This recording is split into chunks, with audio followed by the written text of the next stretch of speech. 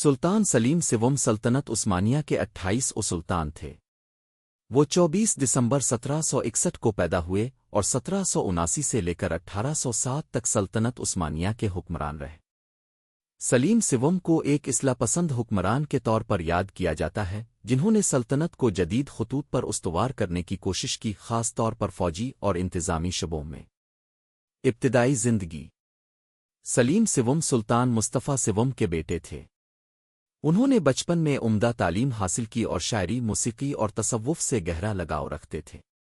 وہ فارسی، عربی اور ترکی زبانوں میں مہارت رکھتے تھے اور خود بھی ایک اچھے شاعر تھے۔ اصلاحات، نظام جدید۔ سلیم سوم نے نظام جدید کے نام سے اصلاحات کا آغاز کیا، جس کا مقصد سلطنت کی فوج کو یورپی طرز پر اثر نو منظم کرنا تھا۔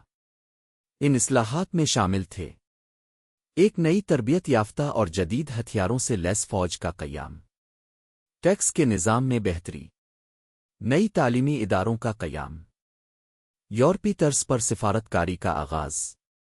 رکاوٹیں اور مخالفت۔ ان کی اصلاحات کو خاص طور پر جنیشری، عثمانی فوج کے پرانے دستے، کی جانب سے شدید مخالفت کا سامنا کرنا پڑا۔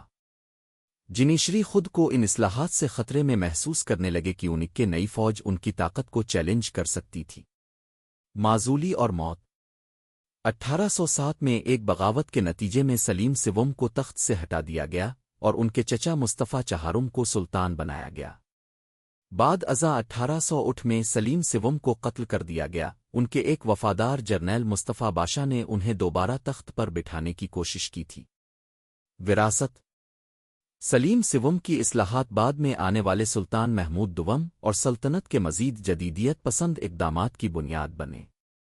وہ ایک روشن خیال اور ترقی پسند حکمران تھے، جنہوں نے عثمانی سلطنت کو زوال سے بچانے کی مخلصانہ کوشش کی، اگرچہ وہ اس میں مکمل طور پر کامیاب نہ ہو سکے۔